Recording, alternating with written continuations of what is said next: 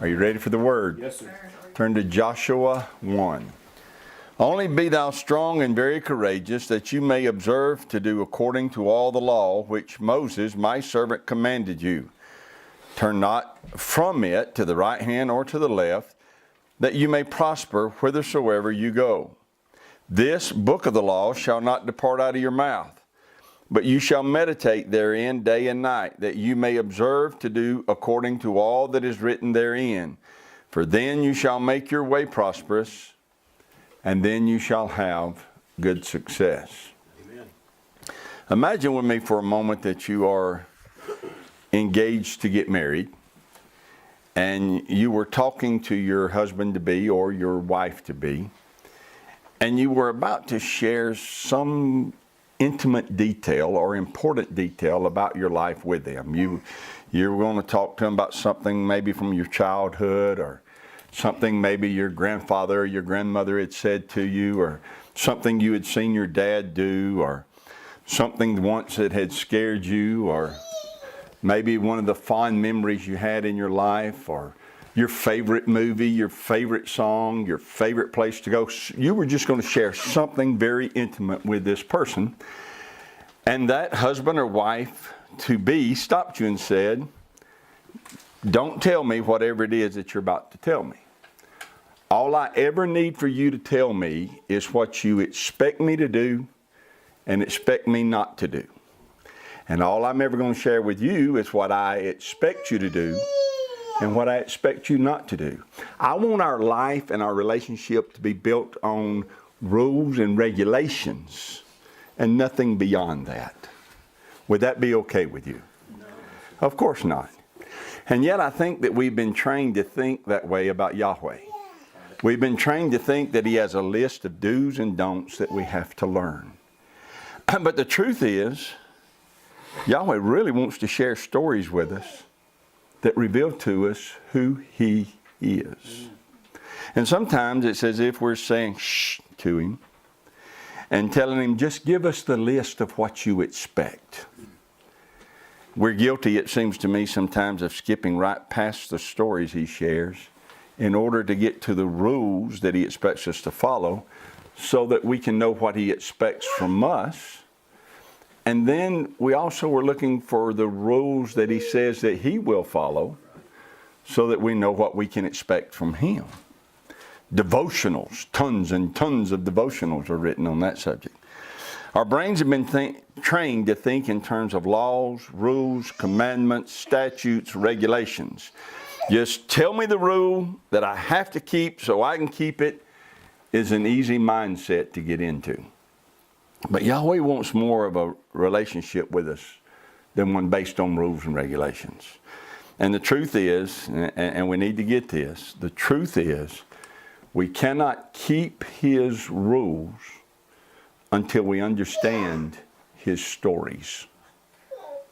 He has stories that He wants to share with us, and those stories reveal Him to us.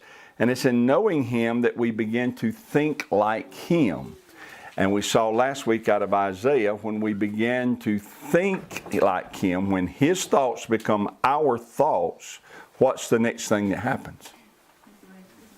Our ways become His ways. When His thoughts become our thoughts, our ways become His ways. Once we start thinking like Him, we start acting like Him. Look again in Joshua 1, verse 7. Right in the middle of the verse it says, observe to do according to how much of the law? All the law, which Moses my servant commanded you. And then look in verse 8, it says, this book of the law shall not depart out of your mouth. And then it says again, observe to do according to all that is written. So Joshua's told to meditate on these things. So before we go any further, let's identify or define what that word means. What does meditate mean? To think about. Somebody said something else. What now? Ponder. To ponder. The Hebrew word means to imagine a thing to the point that you begin to utter it, that you it's almost a murmuring that you imagine it, and when you think on it, you talk about it. So here's what Yahweh told Joshua to do. Take this book of the law and read it. Then imagine it just like it's written. Imagine it so strongly that when you open your mouth, you are describing and speaking about what you have seen in your thoughts. Okay? That's what meditate means. Now, what was Joshua told to meditate on? The book of the law and all the law. Well, what we have to do, and this is what I'm talking about, what I'm talking about when I say we've been trained to think a certain way. The word translated law is not law at all. The word translated law there is the Hebrew word Torah. And Torah doesn't mean law. What does Torah mean? Instruction. Torah means instruction. So Yahweh said to Joshua, I want you to meditate on all of my instruction. I want you to meditate on this book of instruction. The Hebrew word that is used for decrees is dath, D-A-T-H. The Hebrew word mitzvah is what you and I call commandments. The Hebrew word hukah is translated often as statutes or customs. None of those words is used in Joshua 1. Yahweh's not telling Joshua, I want you to meditate on mitzvahs, commandments, statutes, decrees. He's telling him, I want you to meditate on my instruction, this book of instruction. It is a book of instruction from Yahweh. In other words, and I'm going to say it again, Joshua was not told to learn a bunch of rules and regulations. He was not told to learn 613 laws. He's not told to learn 613 commandments. That's not what he's told to meditate on day and night. He's told to meditate on a book of instruction. And he's not even told to go through the book of instruction and find 613 laws. He was told to meditate on all of the book of instruction. Now, granted, inside that book of instruction are commandments, mitzvahs. There are decrees, there are statutes. Those things are inside that book of instruction, but the book of instruction is made up of a whole lot of information beyond just those commandments. Listen again to verse 7. Only be strong and very courageous that you may observe to do according to all Torah. All Torah. And then in verse 8 it's called all of the book of instruction. You know, you shall not take the name of Yahweh in vain is instruction. You shall remember the Sabbath to keep it holy is instruction. But so is, and the earth was without form and void. Amen. That's also instruction. We're not just to meditate on the parts of Torah that we think are telling us what we can do and can't do. We're to meditate on every line written in it. Look at verse 8 again. This book of the law, this book of Torah. We've got to get out of the habit of seeing law and thinking commandments. We've got to get used to seeing this word and knowing it means instruction. It is the entire book of instruction that Joshua is to meditate on. It is the book of instruction that will make sure, as Yahweh said, that he makes his way prosperous, that he gets pushed forward, and that he will have good success, which means what again? Anybody remember? To have good success means what? He learns to think intelligently. Yahweh said, you meditate on the law, meditate on Torah, meditate on my instruction, and you will think intelligently. Listen to this in Deuteronomy chapter 4. Behold, I've taught you statutes and judgments, even as Yahweh my Elohim commanded me, that you should do so in the land where you go to possess it. Keep therefore and do them, for this is your wisdom and your understanding in the sight of the nations, which shall hear of all these statutes and say, surely this great nation is a wise and understanding people.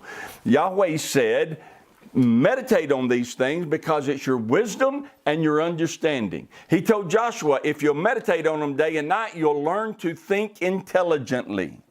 That's powerful. So here's the point. Torah is not just a list of do's and don'ts.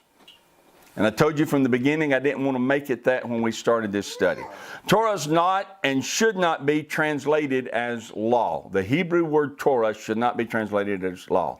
Torah, we also see in Joshua chapter 1 and in I think about 26 other verses. Torah is called a book. There is a book of instruction. Torah is a book of instruction that has been given to us by the Creator of all things, Yahweh Himself. Right.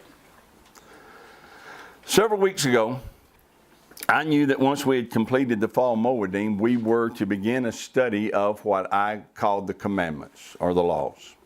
We began it 2 weeks ago, and the first thing I discovered was that even though I had been told that there are 613 laws, that is not a definitive statement. It's a very arbitrary statement.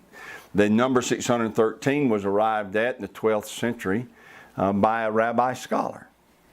And it's very arbitrary. It's according to who's looking at it, whether there's 613 of them or not. And then last week we read Joshua chapter 1, verse 7 and 8. And this week, as I said, the Ruach, the Spirit of Yahweh kept bringing back up in my spirit these two phrases, all of Torah and the book of Torah. And it became clear to me that if Yahweh wanted us to go through a list of 613 laws, that we could learn the do's and don'ts of how He wants us to live. If Yahweh wanted us to go through a list of 613 do's and don'ts, then He would have made a list of 613 do's and don'ts. But He didn't make a list of 613 do's and don'ts. Instead, what He did is He gave us a book of instruction. And it's that book of instruction that He wants to make sure we go through, that we read it, that we do more than just read it, that we meditate on it day and night. It's that whole book of instruction that makes us our way prosperous, and it makes sure that we think intelligently. Let me say it to you the way that I heard it in my spirit this past week. Here's the way I heard it. The stories are instruction too. Hallelujah. Leviticus 11 is instruction on what we can and can't eat. Leviticus 23 is instruction on the Moedim, the feast of Yahweh. But every story found in Torah, every line written in Torah is also instruction. Through every story, through every detail, Yahweh's revealing Himself and revealing truth to us. And there's only one way to do what we've been prompted to do, and it is not going to be accomplished by going over a list of laws. It's going to be accomplished by going through Torah. With that in mind, turn to Genesis 1. I knew what I had been told to do, but then I had to wrestle with how do I go about doing that. Once I went and found this list that was made by the rabbi in the 12th century, I knew that wasn't the way I was supposed to do it. But I struggled. Well, Father, how am I supposed to do this thing you've told me to do? And that's when He prompted me in Joshua chapter 1. I've given you a book of instruction. Yeah. Amen. Don't try to number them. Right. Go through the instruction. Yeah. All right? As you turn to Genesis 1, let me take you back in your mind to the illustration we started with about being engaged to be married. And let's imagine that you've decided to tell your husband or your wife to be about something from your life that has great significance to you. It was very important. But what if when you finish sharing that story with them, this story from your life, what if they looked at you and said, well, I'm not sure it really happened exactly the way you just told me. Or what if you heard them say to somebody else, they told me this about their life, but boy, I just don't see how that could be true. What kind of relationship do you think is going to develop from that? Not a very good one. Well, that's why Torah is called the book of instruction. Yahweh is telling us who He is and what He has done. And those who love Him and serve Him can't doubt one word He says. It's our wisdom. It's how we begin to think intelligently. The same one who tells us to keep the Sabbath tells us that He created everything in 6 days by the power of His Word. Both of those things are instruction to us. Both are telling us to believe Yahweh. Believe Him when He says that the Sabbath day is holy and set apart. Right. And believe Him when He says He created the heavens and the earth in 6 days. Do you see what I'm saying? That both of these things are instruction? It would be a mistake to look for the 613 times that we're told to do something or not do something and overlook all these other things that we're also being told about Yahweh or being told by Yahweh. Yes, Yahweh said, remember the Sabbath, but He also said, know for a fact, I created everything. Amen. Okay? The story of creation is instruction as much as the tablets with the 10 commandments are instruction. Listen to this. I tell you what, I know you're in Genesis 1. It won't be difficult. Go to Romans 1. Let's read this. Romans 1:21. Because that when they knew Elohim, they glorified Him not as Elohim, neither were thankful, but became vain in their imaginations, and their foolish heart was darkened.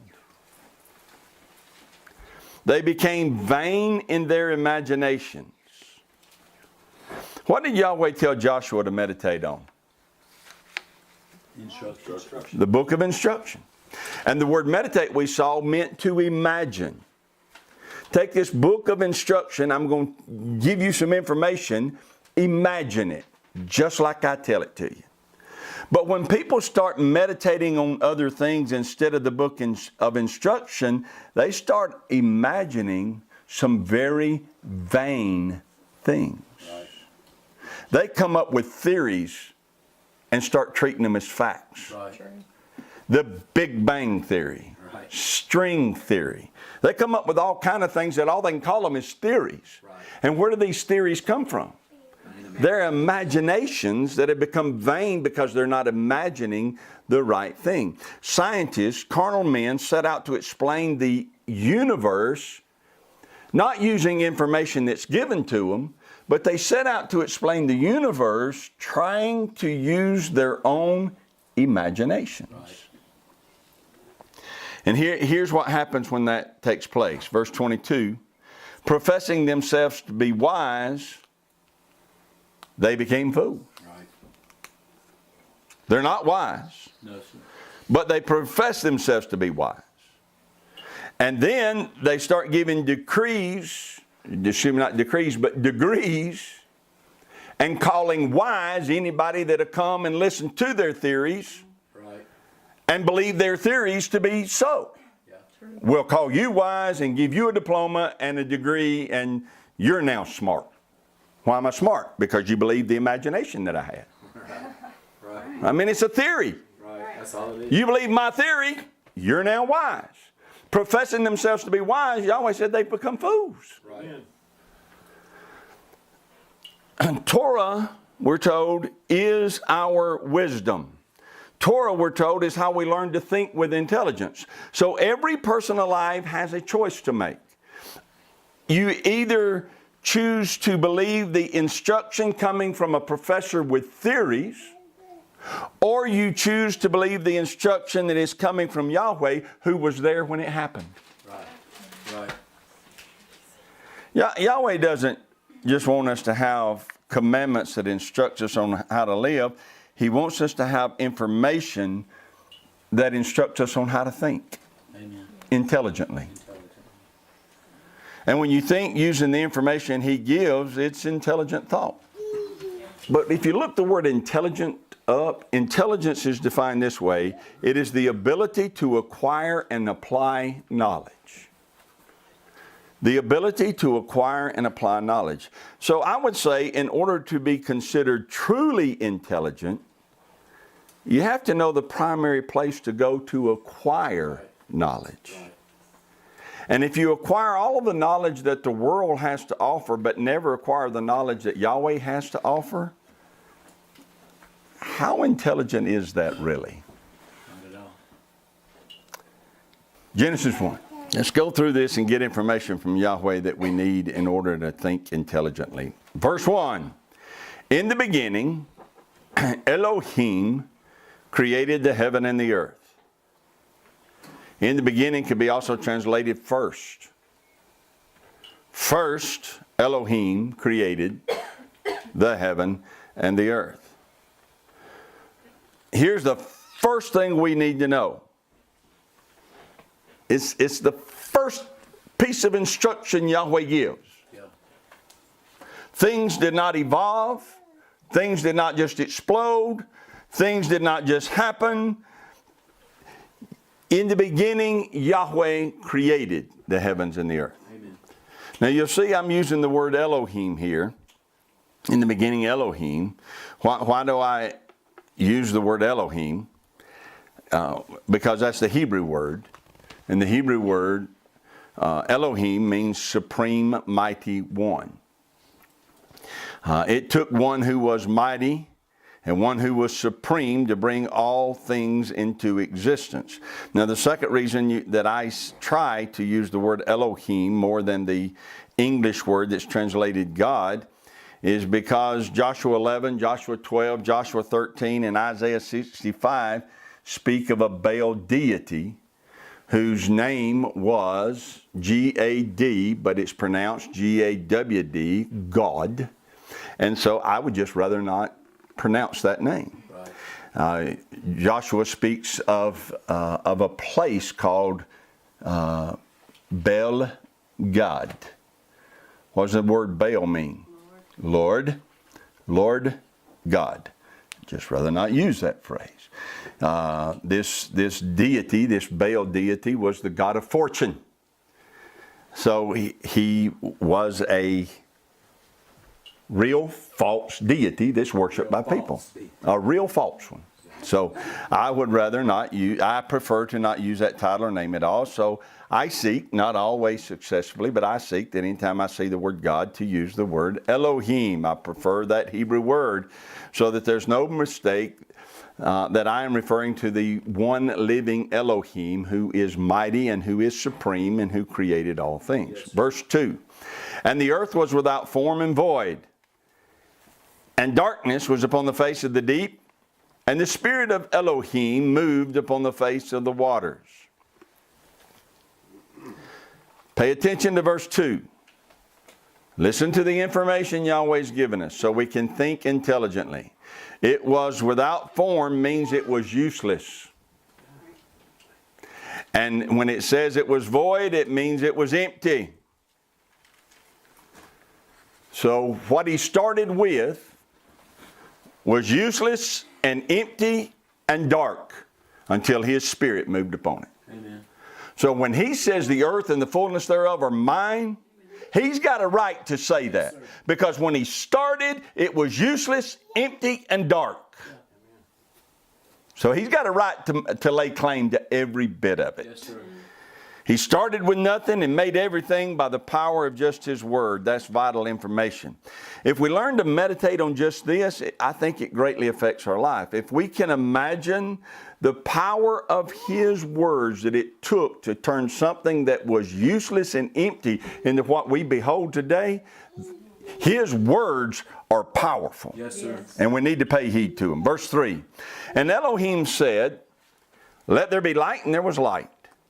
And Elohim saw the light, that it was good, and Elohim divided the light from the darkness, and Elohim called the light day, and the darkness he called night, and the evening and the morning were the first day.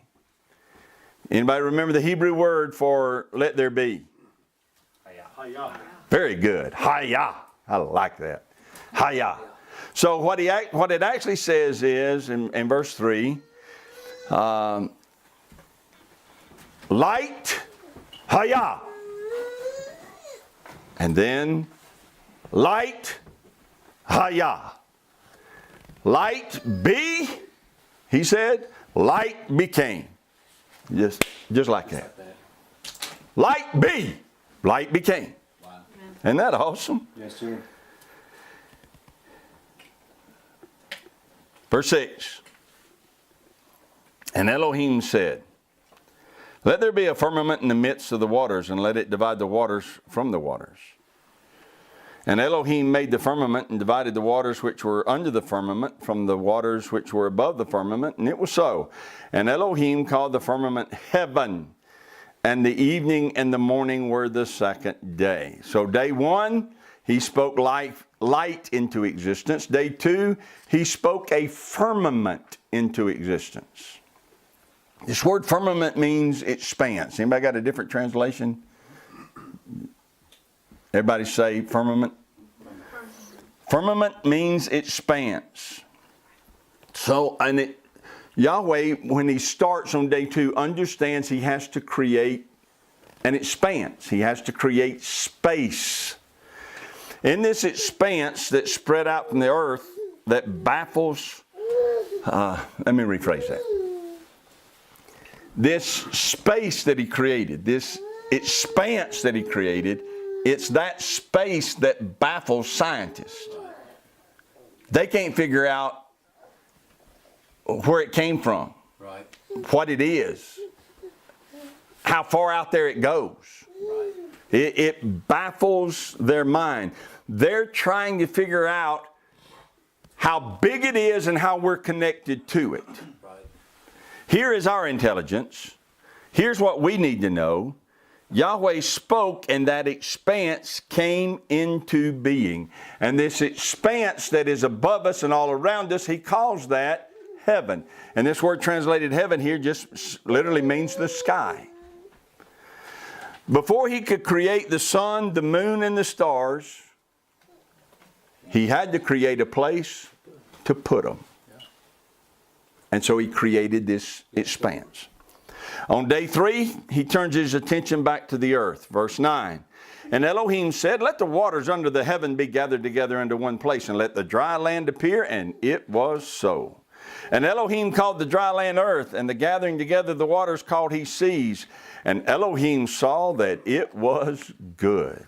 And Elohim said, let the earth bring forth grass, the herb yielding seed, the fruit tree yielding fruit after his kind, whose seed is in itself upon the earth. And it was so. And the earth brought forth grass, herb yielding seed after his kind, and the tree yielding fruit, whose seed was in itself after his kind. And Elohim saw that it was good. And the evening and the morning were the third day. Pay attention here. For us, if we want to grow something, what's the first thing we got to have? A seed. A seed. Without a seed, we can't grow it. We plant the seed produces the fruit. In the fruit is more seed that we can use to replant to get more fruit. Right. That's the way the cycle works for us. But in the beginning, it was not so. Right. There was no fruit. And there was no seed. Yahweh had to create both by his word. Yep. He didn't just create grass and herbs and trees. He created grass and herbs and trees that had in them the power to be recreated over and over and over again. He spoke and it was so. And now when I plant a kernel of corn, it will produce for me over and over and over again. Why? Because that's the way Yahweh created it to be. That's one reason I think I love gardening so much. It's hard. It's hot. It's wearying. But I love it. And this is why. I take a seed that looks like nothing and I put it in the dirt. And the thing that Yahweh had spoke for it to be comes forth out of that dirt. Right. and it grows up, and I behold it. And I watch what happens. I go out there and I break the ground up, and I put that seed in the dirt, and then I sit back and I watch what Yahweh set in motion on the third day of creation take place in front of my very eyes. Amen. Yeah. The third day of creation gets manifested to me again year after year after year, every time I put a seed in the dirt. Yeah. Because that's the way He said it was going to be. Right. Isn't that awesome? Yes, sir. Messiah said it this way in Mark 4. He said, "So is the kingdom of Elohim, as if a man should cast seed into the ground. He should sleep and rise night and day, and the seed should spring and grow up,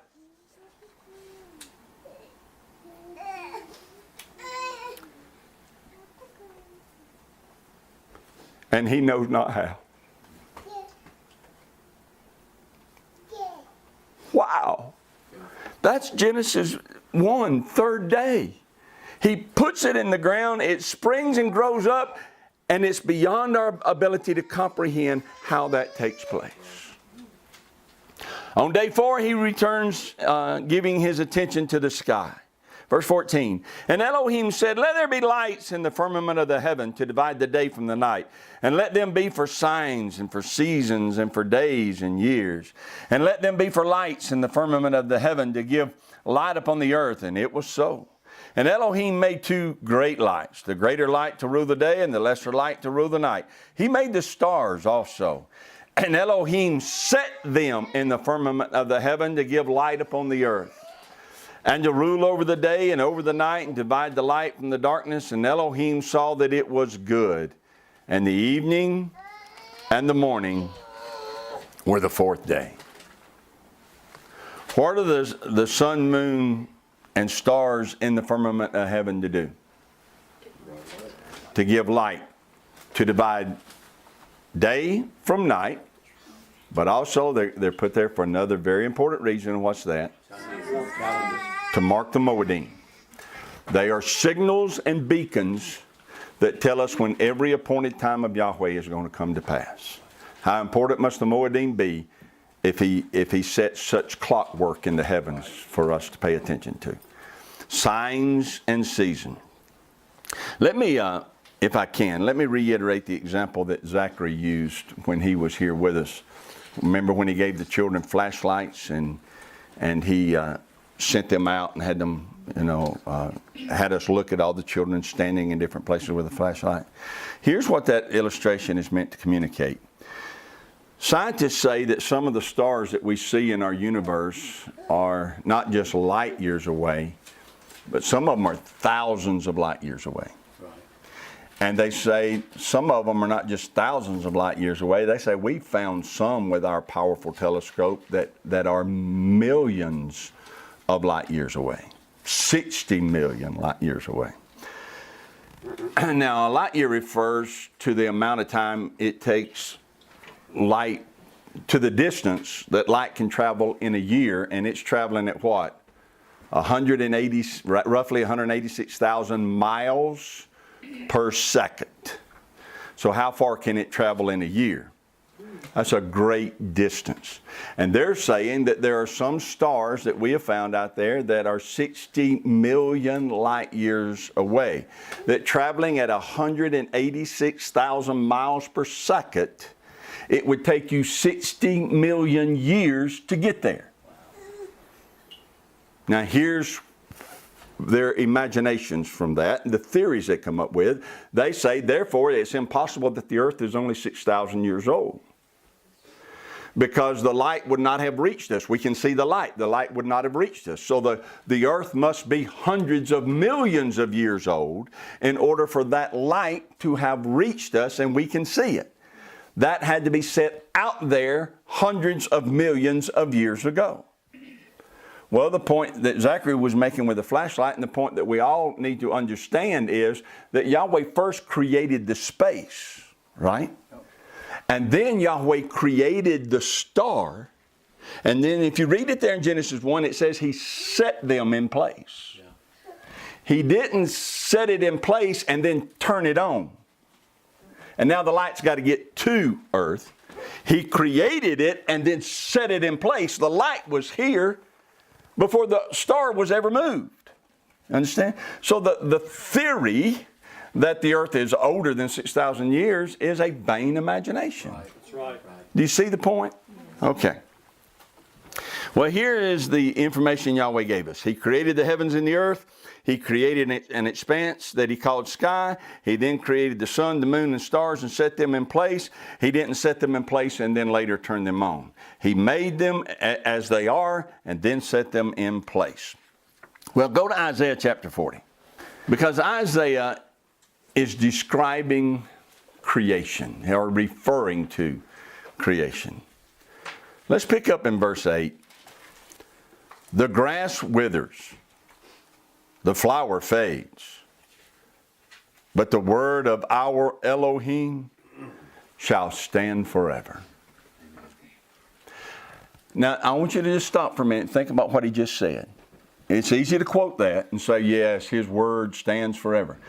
But upon what is Isaiah basing that declaration? How does he know that to be so? He knows that to be so, and we're going to see it as we read on. Because he has meditated day and night in the book of instruction. He knows what we're told in Genesis 1. He knows that Yahweh spoke and it came to be. And so when he looked out at everything that was around him, of all of creation, the stars still in place, the sun moving with precision, the moon moving with precision. When he planted seed and he saw what happened, he said every bit of this came to be because of the word of Yahweh. Right. And it came to be thousands of years ago. And it's still taking place the same way he spoke it then. His word stands forever. So if he tells us something, we can trust that it'll come true because creation is testifying to us. You can trust him. Right. If he said it, it will be. Right. Wow. Listen to him. He'll explain that. Verse 9. O Zion, that bringeth good tidings, get thee up into the high mountain. O Jerusalem, that bring good tidings. Lift up your voice with strength. Lift it up, be not afraid. Say unto the cities of Judah, behold your Elohim. What he's saying in verse 9 is that those who know Yahweh have good news, and they should be in a high place shouting it out with strength. We should never be hiding in a corner somewhere. Verse 10, behold, Adonai Yahweh will come with strong hand, and his arm shall rule him. Behold, his reward is with him, and his work before him. He shall feed his flock like a shepherd. He shall gather the lambs with his arms. He'll carry them in his bosom. He'll gently lead those that are with young. Who has measured the waters in the hollow of his hand, and meted out heaven with a span, and comprehended the dust of the earth in a measure, and weighed the mountains in a scales, and the hills in a balance. When we speak of this expanse that Yahweh created, we speak of it in terms such as light years or millions of light years. Isaiah said that when Yahweh speaks of this great expanse, he speaks of it as if it's the distance between his finger and his thumb. Wow. He just measures it out with his fingers and puts it in place. Wow. When we speak of the oceans, we speak of these great, vast bodies of water. Isaiah said that Yahweh just measured them out in the hollow of his hand and set them in place. Yeah. Amen. We speak of mountains as majestic, and Isaiah said he would take it and measure it on a scale and say, Mount Everest, that'll work. Yeah. And he set it in place. Yeah. Isaiah is trying to get them and us to see that if we'd have meditated on Genesis 1, we'd never get disheartened, discouraged. We would never feel afraid, would never get worried. We would understand the majesty of the Elohim that we serve. Wow. He speaks and things come to be. Look in verse 13. Who has directed the Spirit of Yahweh, or being his counselor has taught him? With whom took he counsel? And who instructed him and taught him in the path of judgment and taught him knowledge and showed to him the way of understanding? What he's saying again is all of creation reveals to us his great wisdom. Men are baffled by how precise everything is. Men are baffled by the divine design that's found in everything. Right. Baffled by it. And Yahweh created it all without seeking counsel from anybody.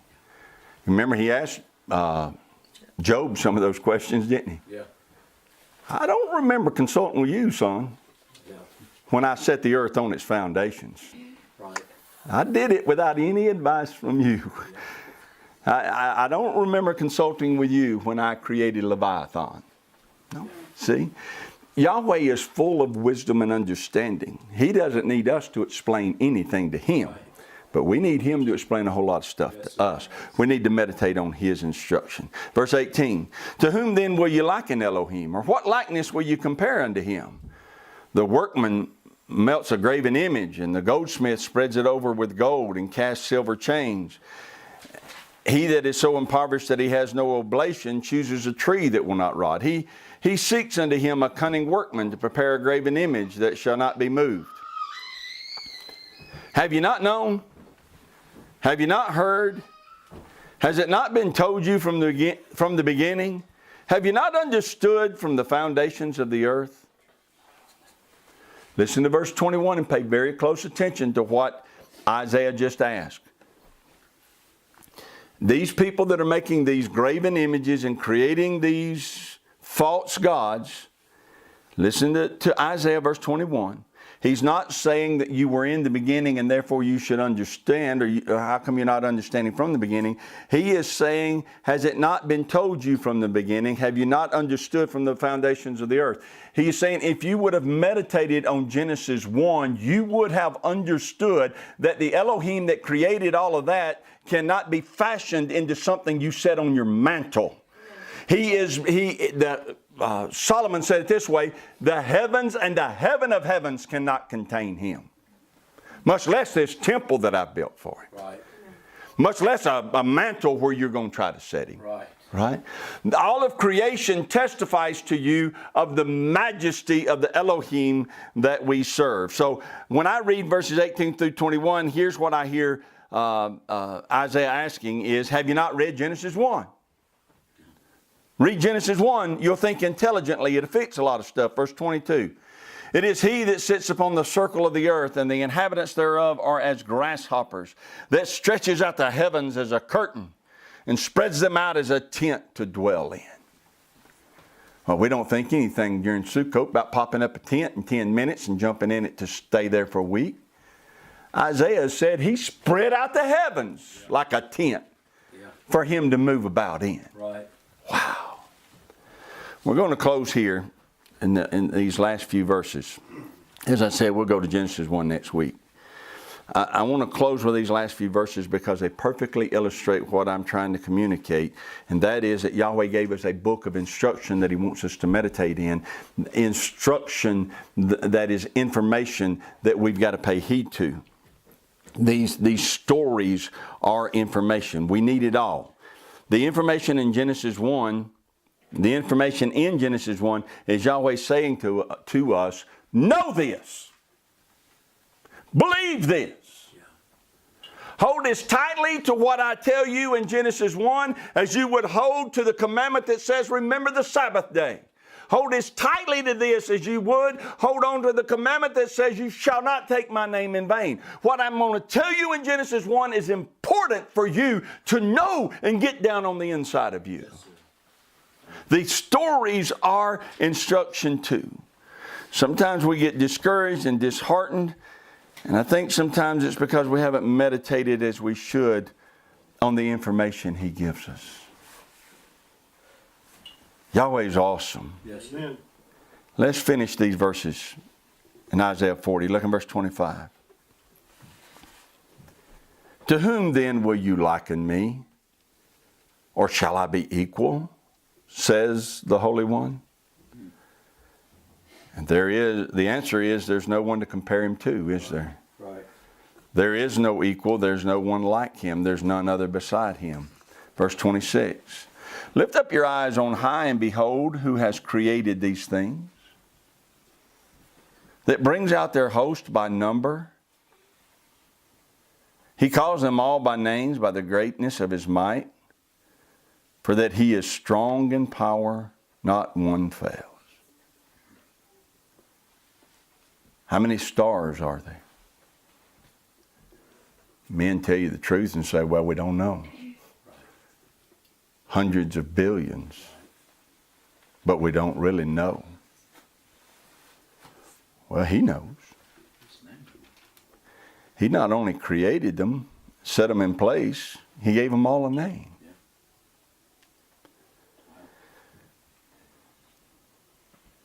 And look at the expanse that is above you every now and then to remind yourself of who you serve.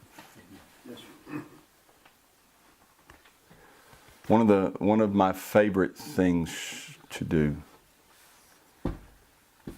is before I leave every morning.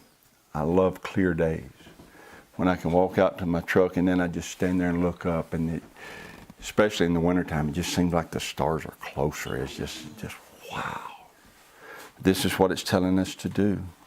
Look at the expanse every now and then and remind yourself of who you serve. Amen.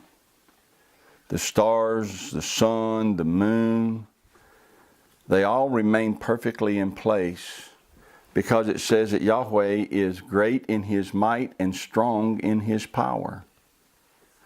Great in his might means that he is that he has a super, never-ending abundance of ability.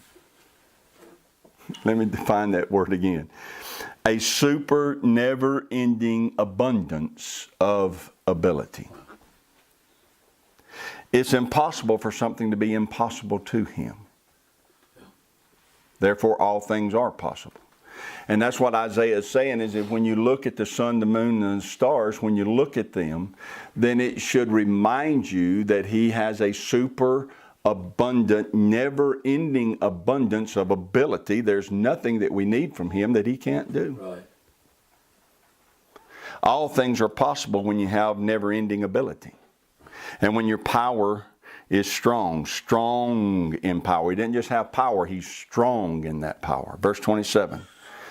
Why sayest thou, O Jacob, and speakest, O Israel, my way is hid from Yahweh, and my judgment is passed over from my Elohim. The cry in verse 27 is, I think Yahweh forgot about us.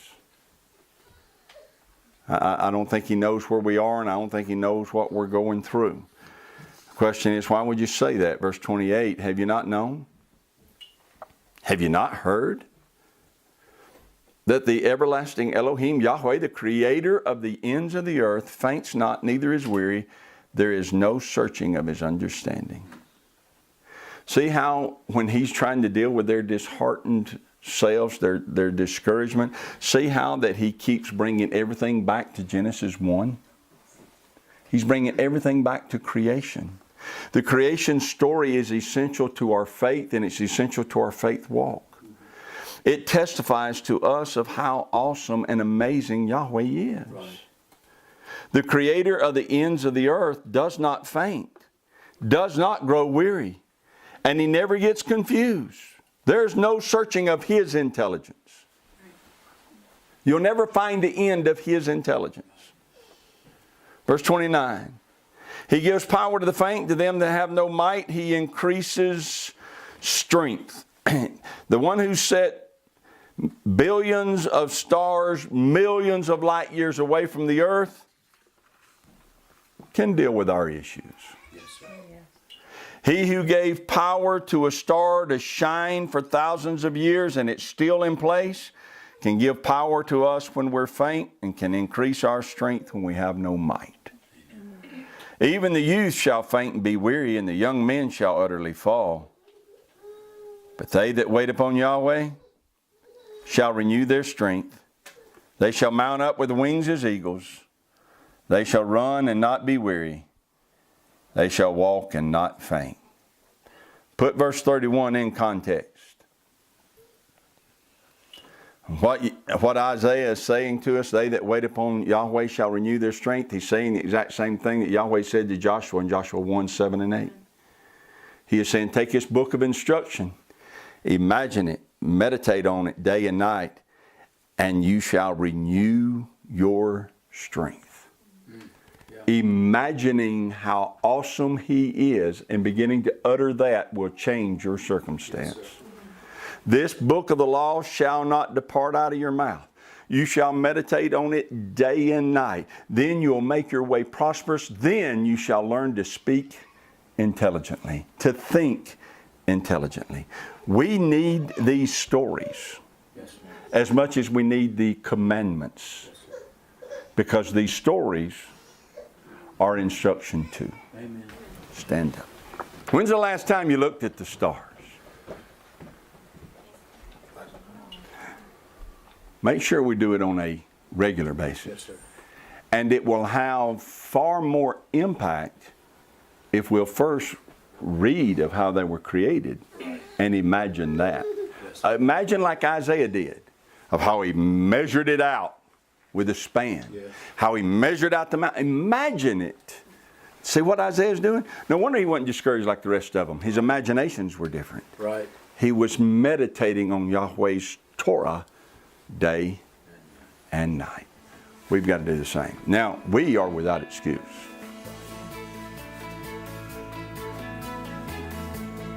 I would dare say that most of us, if not all of us, can play Torah while we ride down the road, or play Torah while we sit in our house. We all have Bibles and extra Bibles. We can open them and read them. We can make notes. But it's just real easy to turn it on while you're riding and listen, back it up, play it again and listen again, and start imagining it. That's the instruction from Yahweh. Meditate day and night. Yahweh bless you and keep you. Yahweh make His face shine upon you and be gracious to you. Yahweh lift up His countenance upon you and give you peace. His name is put upon you. Imagine that. Yes. So shall He bless you. You're dismissed.